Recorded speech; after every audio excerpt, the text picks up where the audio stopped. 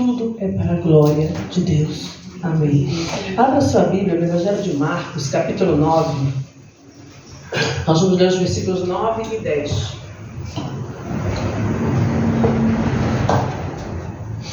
Evangelho de Marcos. Desculpa, gente, Mateus. Mateus. Capítulo 9, versículos 9 e 10. Quero falar um pouquinho sobre o chamado que Jesus faz e qual é a nossa missão, qual é a nossa parte em tudo isso. E Jesus, passando adiante dali, viu assentado na alfândega um homem chamado Mateus e disse-lhe: segue-me. E ele, levantando-se, o seguiu. E aconteceu que, estando ele em casa, sentado à mesa, chegaram muitos publicanos e pecadores e sentaram-se juntamente com Jesus e seus discípulos. Amém? Só até que o pastor já orou. Pode sentar.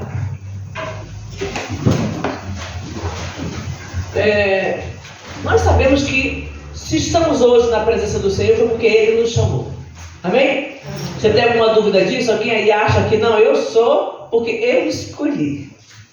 Eu sou tal, eu sou capaz de fazer minhas próprias escolhas, então eu escolhi e servir a Jesus, eu escolhi estar com Ele e por isso eu estou aqui. Não, nós somos pecadores, vendidos sob o pecado, e se nós estamos na presença dEle foi porque Ele nos chamou.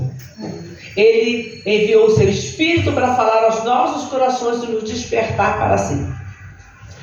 Então, para a gente entender um pouquinho acerca dessas coisas, nós vamos ver aqui o chamado de Levi, que é o Mateus, autor deste evangelho.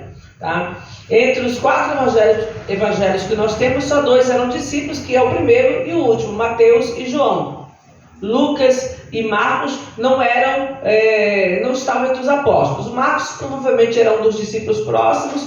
Lucas, ele... não sabemos se ele se converte depois, no tempo de Paulo, mas ele era um médico e nós vamos ver também que ele é um excelente historiador, porque ele escreve com muita riqueza de detalhes. Ele pesquisa, ele mesmo fala, ele pesquisa para poder falar, para poder repassar para o seu amigo Teófilo e hoje para todos nós. Então, Jesus, a Bíblia diz aqui no capítulo 9 que Jesus Cristo passou, tá? E ele viu na alfândega, que era um lugar de cobrar impostos, ele viu Mateus ali assentado e ele falou: vem, segue-me. Mateus largou tudo ali e foi servir Jesus. É uma coisa tremenda, porque quando Deus nos chama, você não consegue resistir.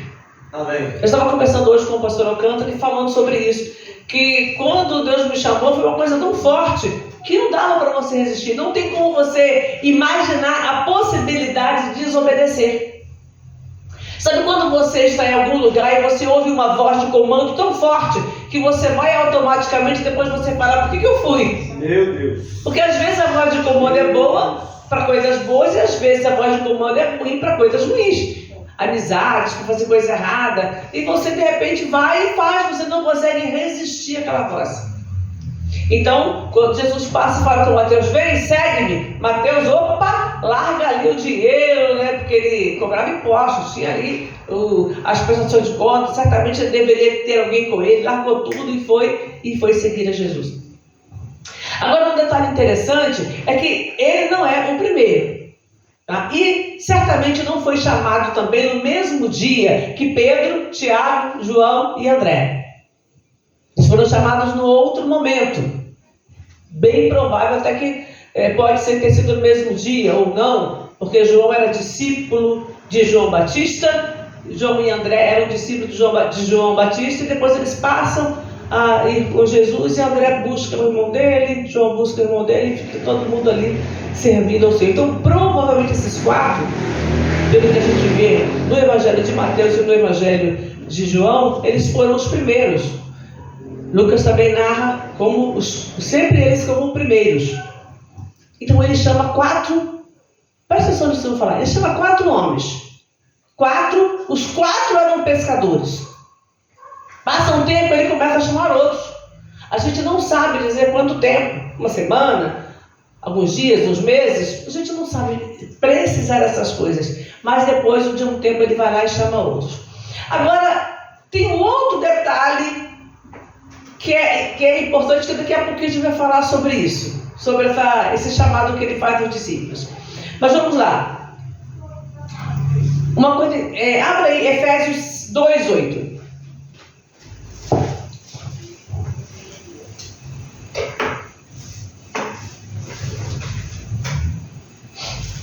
Carta aos Efésios 2:8 diz: porque pela graça sois salvos, e isso não vem de vós. Porque pela graça sois salvos por meio da fé, e isso não vem de vós, é dom de Deus. Então o chamado de Pedro, de Paulo, posteriormente, de André, de Filipe, Bartolomeu, não foi pela fé deles. Pela fé deles em Cristo. Eles ouviram o chamado e atenderam. Por quê? Por causa da graça, do favor que Deus fez a cada um deles, como tem feito a cada um de nós. Então, quando ele chama pela graça, não é por mérito. Como eu falei, os 4 primeiros eram pescadores, considerados homens iletrados, eram homens rudes que trabalhavam ali num serviço pesado. E aí ele chama Mateus, que era um publicano, era um cobrador de impostos, ele era um homem que trabalhava para Roma, certamente tinha leitura, porque precisava disso para poder fazer, anotar os dados, anotar tudo. Então ele começa a chamar homens capazes no sentido cultural, homens simples no sentido cultural também, homens como Judas, que mesmo tendo sido chamado e andado entre eles, manteve o seu coração mais duro, mais resistente, não se abriu completamente à vontade de Deus. E outros, como Tomé, que num determinado momento mostra a sua incredulidade. O próprio João, que era o discípulo amado, junto com o seu irmão Tiago, ele tinha o desejo de estar sendo principal. Tanto eles quanto a mãe deles, que fez o pedido a Jesus, eles queriam ficar cada um. Eu quero ser o que estou do lado direito, eu quero ser o que estou do lado esquerdo de Jesus. Cada um de nós, quando chega na igreja, começa a ter uma visão. Cada um de nós, quando se converte mesmo da igreja, começa a ter uma visão daquilo que quer, daquilo que anseia. Ser um evangelista, ser um pregador, às vezes pelo amor pelas almas, às vezes pelo pódio, por estar no lugar mais alto, não compreendendo qual é a responsabilidade de um ministro, qual é a responsabilidade do porteiro, qual é a responsabilidade daquele que cuida de crianças, que prega numa escola dominical. Então, nós vamos entender essas coisas para que nós possamos perceber uma coisa muito importante. O chamado que você recebeu, em primeiro lugar, foi pela graça. Graça é favor não merecido, é misericórdia. Então você foi chamado pela graça. Jesus chamou pessoas diferentes, ele chamou pecadores, ele chama homens que tinham algum desejo de buscar, já como João e Filipe e Tiago e André, que já estavam ali caminhando com João Batista, homens que já buscavam o reino de Deus. Então ele vai chamando. Abra aí Lucas, capítulo 2, versículo 46.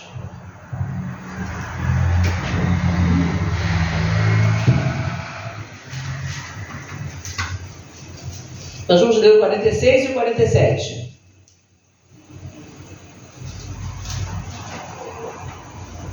E aconteceu que, passados 3 dias, o acharam no templo, assentado no meio dos doutores, ouvindo-os e interrogando-os.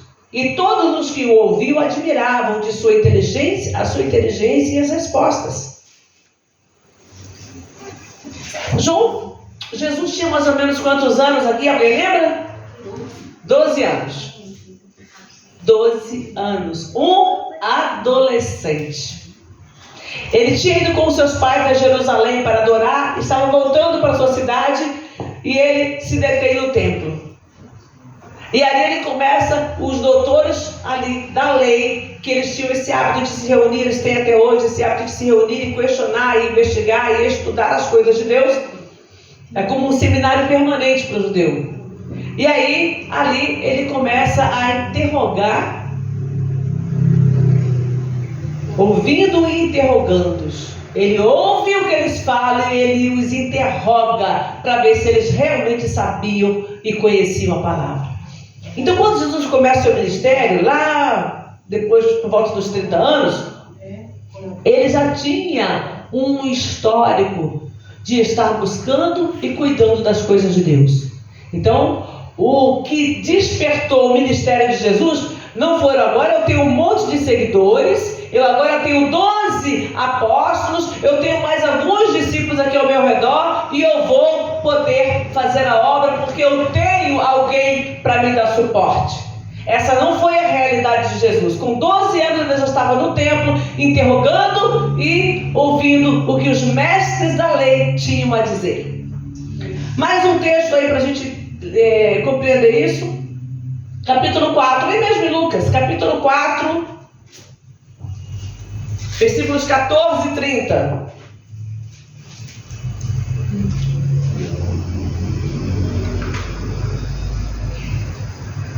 Isso, você vai ver o capítulo 4, um pouquinho antes, logo no comecinho, fala sobre a tentação de Jesus.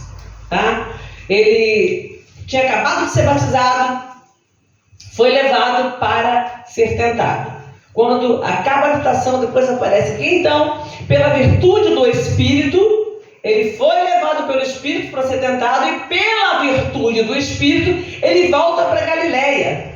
E a sua fama correu por todas as terras em derredor e ensinava nas suas sinagogas e por todos era louvado.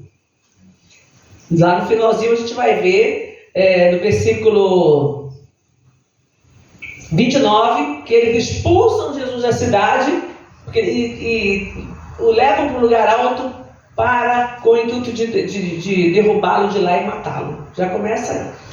Quantos discípulos Jesus tinha nesse período? Nenhum. Ele tinha voltado lá do monte, ele tinha acabado de ser tentado. Ele volta e começa a pregar nas sinagogas. A gente não sabe aqui, certamente ele leva um tempinho ali pregando nas sinagogas e falando de Deus, e mostrando e revelando, porque nas sinagogas você tem o direito de ouvir e de você questionar. Cada dia eles entregam o rolo na mão de alguém para que leia. Então Jesus estava ali falando com aqueles homens, ensinando nas sinagogas deles.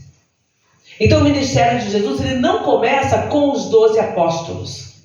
E você vai entender no final por que eu estou falando, estou dando tanta ênfase a isso. Jesus ele não inicia o seu ministério com a necessidade dos seus apóstolos. Ele aqui está pregando. Mais um versículo ainda para você. João, Evangelho de João, logo depois de Lucas, João, capítulo 2, logo no comecinho do Evangelho. Se já com dificuldade aí, não tem problema, lê aqui para ir mais rápido. 2, versículo a partir do 1. E ao terceiro dia fizeram-se umas bodas em Caná da Galileia, e estava ali a mãe de Jesus. E foram também convidados Jesus e os seus discípulos para as bodas. E faltando o vinho, a mãe de Jesus lhe disse: não tem vinho. Disse-lhe Jesus: mulher, que tenho eu contigo? Ainda não é chegada a minha hora. Sua mãe disse aos empregados: fazei tudo quanto ele vos disser. E estavam ali postas 6 talhas de pedra para as purificações dos judeus, e em cada uma cabiam 2 ou 3 metretas. Disse-lhe Jesus: enchei de água essas talhas, e encheram-na até em cima. E diz-lhes: tirai agora e levai ao mestre-sala. E levaram. E logo que o mestre-sala provou a água feita a vinho, não sabendo de onde viera, se bem que o sabiam os empregados que tinham tirado a água, chamou o mestre-sala ao esposo e disse: todo homem põe primeiro vinho bom, e quando tem bebido bem, então o inferior, mas tu guardaste até agora o bom vinho. Jesus principiou assim os seus sinais em Caná da Galileia e manifestou a sua glória, e os seus discípulos creram nele. Aqui a gente já fala de discípulos, não de apóstolos. Tá? Porque quando Jesus começa a pregar e a ensinar, muitos, percebendo que havia alguma coisa maravilhosa no ensinamento, na doutrina que ele trazia, começaram a seguir Jesus. Mas ele vai lá e faz o milagre sozinho. Apenas fala que os discípulos estavam com ele, mas ele começa a operar os milagres sozinho. Por quê? Porque Deus não depende do homem. Santo Deus. Ele não precisava dos discípulos para pregar e realizar milagres.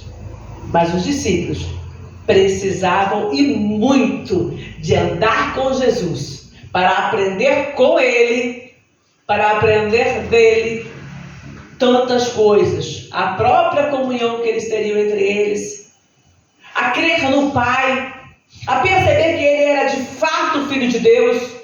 Eles precisariam andar com ele. Você pode caminhar com uma pessoa durante muito tempo e você não descobrir quem ela é. A gente vê isso no casamento. Às vezes no casamento, a pessoa está lá junto, namora 1 ano, 2, 3, alguns um pouco mais. E aí quando casa, você vai descobrir quem de fato é a pessoa que está do lado. Às vezes melhor do que você pensava que fosse. Outras vezes um demônio. A gente casa com o diabo. Uma pessoa terrível, que só traz transtorno, sofrimento e muitas vezes a morte. Não estou falando de homem ou de mulher, porque isso independe. Tem tanto de um lado quanto do outro. Então, nós temos que estar o quê? Atentos. Nós temos que estar apercebidos daqueles que estão ao nosso redor. E eles, os discípulos, começaram a aprender com Jesus essas coisas básicas. Eles começaram a aprender quando vinha um que elogiava Jesus e Jesus recusava aquele elogio ali, porque ele sabia que era uma coisa humana, natural, carnal. Tem gente que dá louvor a Deus, glorifica a Deus, mas se você for ver a vida da pessoa, não condiz. Por isso que a palavra diz assim: mas ao ímpio diz Deus, que tens tu de recitar os meus estatutos? A pessoa está lá na impiedade, fazendo coisas terríveis, e daqui a pouco ela está citando versículo da Bíblia. Você acha que Deus está ouvindo? Que Deus vai honrar? Não. Por isso que a palavra fala também, né, você está conversando sobre isso, que nós não devemos tomar o nome de Deus em vão, falar por falar. A situação nem pede. A pessoa fala por brincadeira, por graça. Hoje o nome de Jesus está lá nos stand-ups. Às vezes com um certo temor, muitas vezes com muita irreverência e chacota. A grande maioria das vezes com irreverência e chacota. Não no nosso círculo evangélico. Às vezes a pessoa senta para conversar, para brincar e começa a fazer piada e graça com as coisas de Deus. A gente nem sempre tem o temor e a reverência devida ao Deus a quem nós servimos. Tem que vigiar nisso. E é para todos nós. Então, uma coisa que é importante a gente entender. Quando a gente começa a andar com Jesus, quando você começa a caminhar, você precisa ser discipulado. Ouviu? Você precisa ser discipulado. Porque é só quando você é discipulado que você se torna um discípulo. E você precisa aprender a discipular alguém. A falar com aquela pessoa com tal entendimento que você possa mudar a vida daquela pessoa.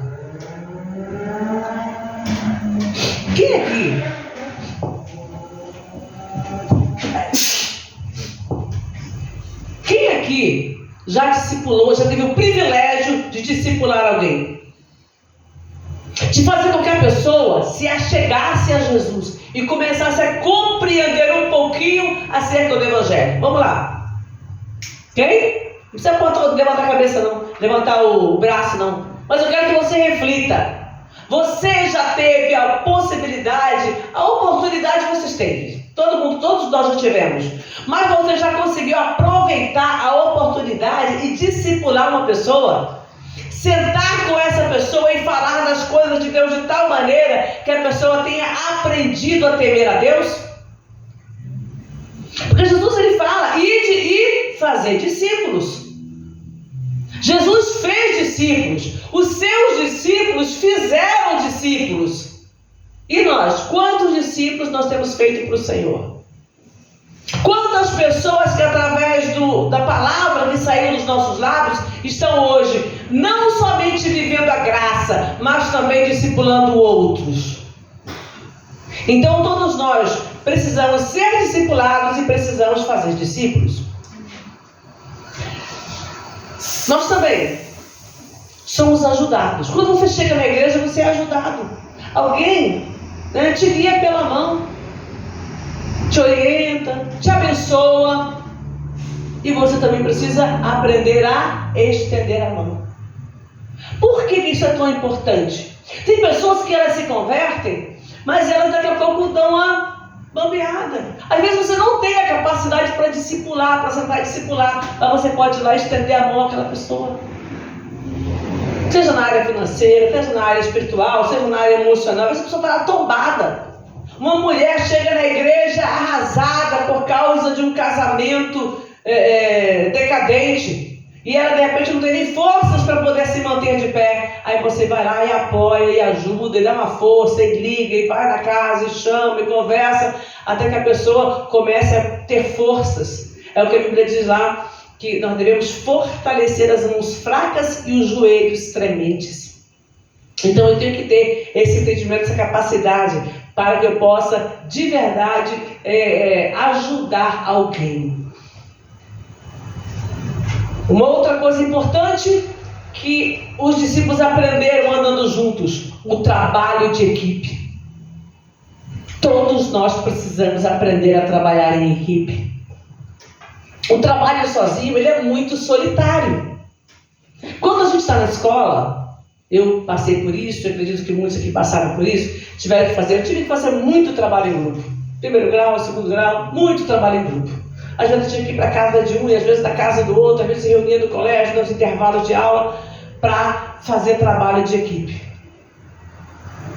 É complicado. É complicado. Às vezes você faz todo o trabalho sozinho. Porque você pega uma equipe totalmente descompromissada. Mas muitas vezes, presta atenção no que eu vou te falar, muitas vezes o trabalho em equipe não funciona porque você não soube liderar. Porque você não soube conquistar a atenção daquelas pessoas para que ela pudesse ser uma equipe de verdade. E dentro da igreja a gente precisa também aprender. Tem gente que fala, eu vou lá e eu tenho que fazer tudo sozinho. Não, monta a tua equipe. Eu me lembro de um jovem, hoje ele é um presbítero aqui em São Paulo, ele era da nossa igreja lá na mocidade, Afonso. E ele não tinha esse nenhum compromisso. Ele começou depois, o pastor colocou ele para liderar os jovens, e aí ele começou. Só que naquela época, o liderar os jovens era o quê? Era ensaiar os jovens, era ver se alguém tinha faltado, era dar um suporte. Aí um dia ele chega na igreja, as irmãs estavam limpando, irmãs idosas estavam limpando a igreja. Aí ele falou, tá errado. Tem um monte de jovens fortes aqui, de rapazes. E as irmãs idosas que vêm para a igreja grande, com escadaria, com tudo. Aí foi lá, falou, pastor, eu posso trazer os jovens para limpar a igreja? Ele falou, pode. Aí no dia que tinha, elas vinham durante a semana fazer a manutenção, porque elas tinham mais disponibilidade. Mas ele falou, num sábado do mês, ele levava os jovens para a igreja, eles se reuniam, e eles compravam material para cera, tudo lá, que na época tinha que cerar o piso. E começou, uma vez por mês, ele fazia uma faxina geral na igreja. Os 3 andares. Como? Aquilo partiu do coração dele. Em tese, né? Porque a gente sabe que partiu do coração de Deus. E ele despertou aqueles jovens para cuidar da igreja que eles congregavam. Liderança. Ele falou, ele tomou a frente, começou a se organizar, a fazer as coisas, e as pessoas, percebendo que ele estava com uma intenção correta, aderiram e fizeram junto. Às vezes a pessoa não tem condição de fazer junto, por quê? Porque o líder também não está dando um bom exemplo. Tem um ditado que diz que o dono do boi pega no chifre. Tem que meter a cara na frente. Se você quiser que os outros façam com você, se você não toma atitude, se você não faz nada, as pessoas também não vão fazer. Não é você esperar. Ah, Senhor, levanta aqui, levanta lá. Não. Ah, se eu queria tanta vontade na igreja, levanta. Se levanta no meio dos jovens e faz. Ah, eu queria tanto, levanta, se levanta você e faz. Deus está colocando no teu coração, eu entendo isso. Quando eu quero, às vezes eu quero fazer um discipulado de alguma coisa, às vezes eu penso assim, poxa, se tivesse mais gente para dividir. Mas peraí, Deus colocou no meu coração, então eu vou fazer. Deus já colocou alguma coisa no seu coração que você teve o desejo de fazer? Você fez? Ah não, mas aqui não sei o que, dá trabalho. Trabalhar dá trabalho. Mas nós temos que ter a disposição. E isso eles foram aprendendo com Jesus. Sabe por quê? Porque Jesus ia na frente. Quando ele não ia, ele mandava os discípulos. Depois de já estava com a sua equipe de apóstolos, ele mandava os discípulos de 2 em 2. Às vezes, teve uma época que foram 70 discípulos de 2 em 2. Ele deu a ordem. Mas ele mandou o pessoal preparar, no outro momento, a cidade, os lugares aonde ele havia de ir. Ou seja, eu vou também. Você vai na frente e prepara. Mas eu estou indo. Não vou ficar aqui sentado, mandando e vendo você fazer. Pode ir na frente e preparar, porque eu estou indo atrás. Então isso é no nosso trabalho, isso é na escola, isso é em casa. Você faz, eu estou aqui junto. Vai ter aquele que gosta de moleza? Vai. Mas se você souber ser um bom líder, você consegue captar muito mais a atenção das pessoas ao seu redor. Porque ele está vendo o que está sendo feito, ele vai se empolgar e ele vai querer ser participante do negócio, nem que seja para ganhar o crédito junto. O negócio está dando certo, eu vou fazer, porque depois eu ganho o crédito também. Isso acontece em todas as áreas. Então seja um bom líder, ajude e seja ajudado, trabalhe. E na hora de trabalhar também, preste atenção, procure trabalhar com pessoas que têm o mesmo objetivo. A pessoa tem que ter o mesmo objetivo que você, de crescer. Invista na pessoa, mostre para ela o quanto vocês podem conseguir se trabalharem juntos e se o projeto for um sucesso. Ah, vamos fazer um negócio aqui, vamos lá. Vamos fazer um dia de evangelismo. Vamos visitar algumas pessoas que estão faltando na igreja. Vamos juntar aqui nós dois aqui, vamos lá visitar. E aí você vai motivando outras pessoas e você vai obtendo o lucro do teu trabalho. Se forem 2, a Bíblia diz que é melhor ser 2 do que 1, porque tem, é Amós 3:3. Melhor serem 2 do que 1, porque tem melhor paga do seu trabalho.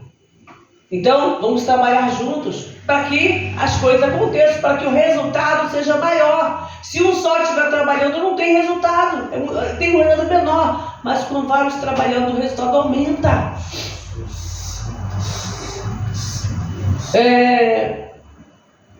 Agora eu quero deixar um recado para vocês. Eu não vou ser longa, não vou me alongar, porque nós vamos participar da ceia. Mas eu quero deixar uma palavra para você. Deus não precisa de você. Você precisa de Deus. Quando eu entendo isso, eu tenho a necessidade de buscar um pouco mais. Porque sou eu que estou precisando dele. Sou eu que estou necessitando de Deus para que alguma coisa aconteça na minha vida. Para que alguma coisa aconteça dentro da minha casa. Eu tenho que orar, buscar. Eu não vou ficar, meu marido é o cabeça da casa, ele é o sacerdote. Amém, glória a Deus. Mas eu não posso ficar esperando. Eu vou orar junto com ele todas as vezes que ele me chamar. Mas ao mesmo tempo, eu também vou fazer a minha parte. Eu vou orar por ele, e vou orar pelas minhas filhas, e vou orar pelos meus genros, vou orar pela minha neta, e vou orar pela igreja, por cada família. Eu tenho que assumir a minha responsabilidade, não é ficar o tempo inteiro debaixo, não é? Só esperando, venha. Não é assim. Nós temos que nos levantar, queremos. Quais são os objetivos? Esse ano a gente não fez aquela cartinha para cada um falar o que tem. Pode fazer essa cartinha para você lembrar que você tem objetivos. E no final do ano, para você lembrar que você já esqueceu dos seus objetivos. Porque tanto acontece de você alcançar algumas coisas que você queria, quanto também de você nem lembrar que você tinha pedido aquilo para Deus. Tem ano que você chega no final e você não lembra. Quantas vezes isso aconteceu aqui? A gente fazia todo ano a cartinha. Quantas vezes isso aconteceu? A pessoa colocava lá, quantas coisas eu posso colocar, pastora? Pode colocar quantas você quiser. Mas no final do ano não lembrava de quase nada do que tinha colocado. Ou seja, qual é o meu objetivo se eu mesma não lembro dele? Como eu vou alcançar? Eu quero esse ano fazer uma faculdade. Tá. No mês seguinte você já esqueceu. Se eu quero fazer uma faculdade, eu tenho que estudar. Se possível, trabalhar para poder ajudar a pagar. Mas eu não tenho dinheiro, não tem problema. Então você vai ter que estudar dobrado, triplicado, quadruplicado para conseguir uma bolsa. Mas e aí? Você estudou durante o ano? Você nem lembra mais que você queria fazer faculdade? Eu quero fazer um curso. Tá, o quanto foi que você buscou, pesquisou e viu as possibilidades? Eu quero fazer um curso, tá? Mas você pesquisou o curso que você quer? Sabe onde ele é feito? Sabe quanto custa? Sabe quanto tempo leva? Não. Então você não quer fazer. Porque se eu quero fazer alguma coisa, eu tenho que ir lá fazer. Quando eu quero comprar alguma coisa nova que está precisando dentro de casa, ou para mim, eu fico o tempo inteiro pesquisando sobre aquilo. Eu pesquiso de um lado, pesquiso do outro, pergunto para um, pergunto para outro, para quando eu tiver o dinheiro na mão, eu já saber aonde eu comprar, como eu comprar, qual é o melhor. Então você tem que se empenhar. Agora, vou voltar a falar. Quando Deus te chamou, não é porque Ele tinha necessidade de você para fazer alguma coisa, mas Ele te escolheu e te capacitou para que você fosse produtivo no reino de Deus. Então você tem que dar fruto para Ele. Fruto para Ele. Você tem que frutificar no reino de Deus. No Evangelho de João, capítulo 5, está escrito que aquele que não dá fruto, Ele tira e corta. Corta fora. Se der fruto, Ele poda. Sabe o que é podar? É quando Ele começa a tirar as nossas arestas. Quando Ele começa a tirar aquilo que está errado na nossa vida. É uma poda. Dói, incomoda, mas você fica mais viçoso, você fica... Se você pegar um vaso, vou te dar um exemplo. Se você pegar um vaso pequeno e ele tiver com muita folha, tiver muito ali sem espaço, você tem duas opções. Uma delas é comprar um vaso maior para que as raízes tenham espaço e as folhas também. Mas eu não tenho um vaso maior, então corte algumas folhas daquela plantinha lá, porque ela vai morrer. Vai ficar sobrecarregada. E às vezes Jesus precisa fazer isso em nós. Às vezes Ele não vai te dar um vaso maior, um lugar maior, mas Ele vai cortar aquelas folhas que estão a mais, que estão te incomodando, para que você tenha espaço, largueza, que você continue crescendo. Jesus, Ele começou os milagres sem os discípulos. Ele começa lá a fazer as coisas sem os discípulos. E aí Ele vai chamando um pouquinho aqui, outro ali, outro acolá. Depois Ele tira uma noite, fica ali em jejum, fica ali em oração diante do Senhor. E aí separa 12 daqueles que já o seguiam. E aí chama Ele de apóstolos. E esses Ele discipula com ainda mais proximidade de si. Você tem que estar próximo de Deus. Você quer melhorar a tua vida? Você quer mudar a tua vida? Você quer mudar a tua história? Então procure ficar um pouquinho mais perto de Deus. Um pouquinho mais perto de Deus. Com jejum, com oração, com leitura da palavra. Agora eu vou fazer uma pergunta. E eu vou pedir que você levante a mão.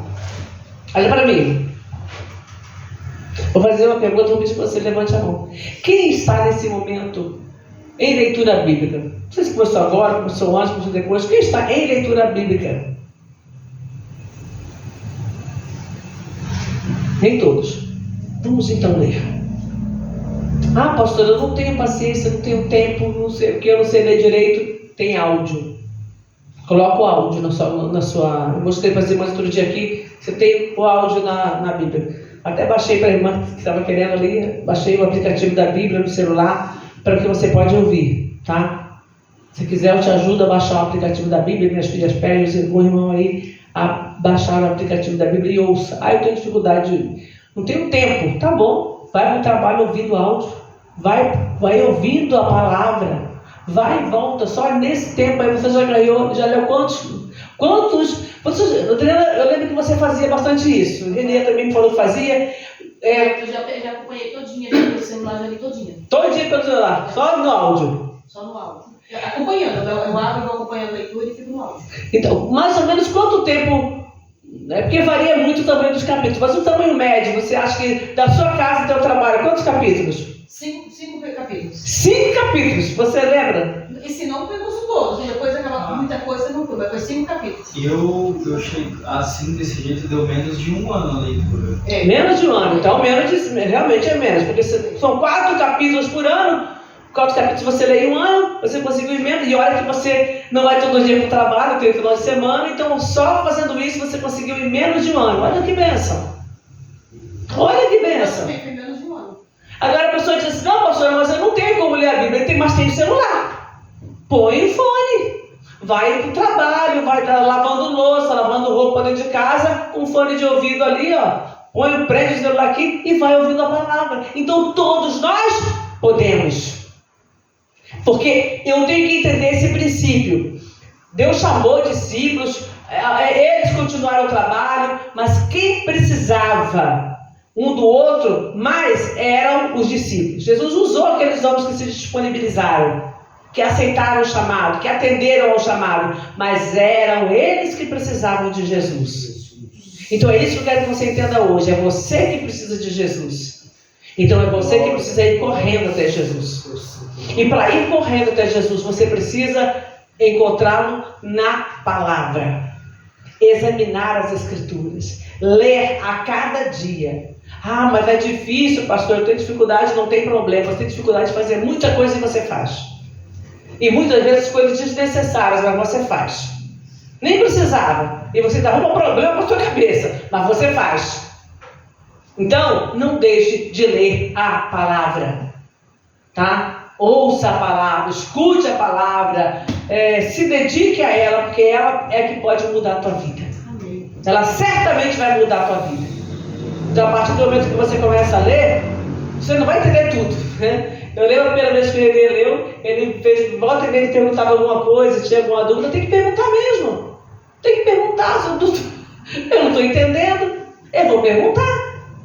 E a partir daí você começa a entender o que tem coisas que eu não vou saber explicar, eu vou fazer, não sei, isso é mistério. Tem coisa que não está revelada. Não tem problema. Não tem problema. Você não é obrigado a aprender tudo. Nenhum curso que você faz vai ser que nos cursos que você fez, você aprendeu tudo de ponta cabeça. Não aprende. Você pode ser nota 10, mas tem coisa que você até tira um 10 lá, mas você não vai aprender totalmente. Mas no passar do tempo, na prática, aí você vai aprendendo, vai lembrando do que você estudou lá atrás, aquilo, isso aqui, ó, agora eu estou entendendo isso aqui. Tá? Então, vamos nos posicionar e vamos fazer aquilo que agrada a Deus para que Ele se agrade de nós. Amém? Vamos ficar de pé.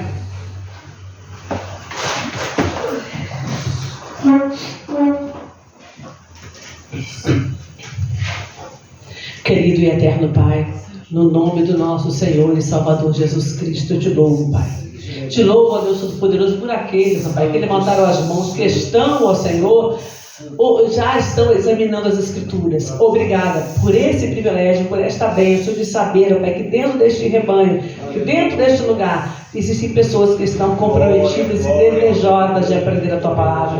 Te agradeço também por aqueles que ainda não estão, Senhor, mas que estão aqui hoje ouvindo, Senhor. Ó Deus, porque eu sei que através do ouvir a Palavra de Deus, a fé vai ser aumentada em seus corações e que podem, Pai, posteriormente também estar se dedicando a ouvir, a examinar as Escrituras e a aprender aquilo que o Senhor tem a ensinar a cada um. Eu te rendo graças, ó Pai eterno. Te rendo graças por esse privilégio. Te rendo graças, ó Deus eterno, porque o Senhor tem nos dado este amor, tem nos dado dado, Pai, esta graça, tem nos dado essa virtude, ó Pai, de entender e de compreender as Escrituras. Oh, querido e eterno Pai, que nós tenhamos força, Senhor, para, ó Deus, abdicar dos nossos desejos um pouco, ó Deus, aquilo que está, Senhor, muitas vezes até estorvando a nossa vida cristã, estorvando a nossa vida espiritual, para nos dedicarmos para Ti, para nos dedicarmos à Tua palavra, dedicarmos um tempo para Te adorar, para Te glorificar, para exaltar o Teu nome.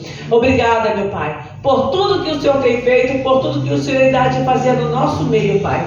Eu te rendo graças. Eu rendo graças ao Senhor pela Tua benevolência. Eu rendo graças ao Senhor pela Tua fidelidade.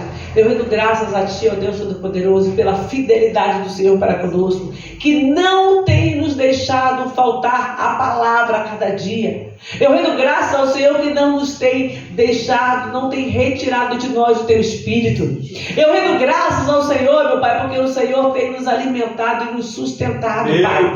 Mas o ano se inicia, a primeira ceia do ano hoje, Pai. Que o Senhor possa nos capacitar nessa jornada, que o Senhor possa nos capacitar nessa empreitada, para que nós possamos fazer aquilo que Te agrada, para que nós possamos fazer aquilo que é bom, perfeito e agradável a Ti, ó Pai. No nome de nosso Senhor Jesus Cristo. No nome de nosso Senhor Jesus Cristo. Obrigada. Obrigada, Deus Todo-Poderoso, por todos os Teus benefícios e por todo o Teu amor para conosco. Em nome de Jesus. Em nome de Jesus. Aleluia. Graças a Deus. Irmãos, podem assentar.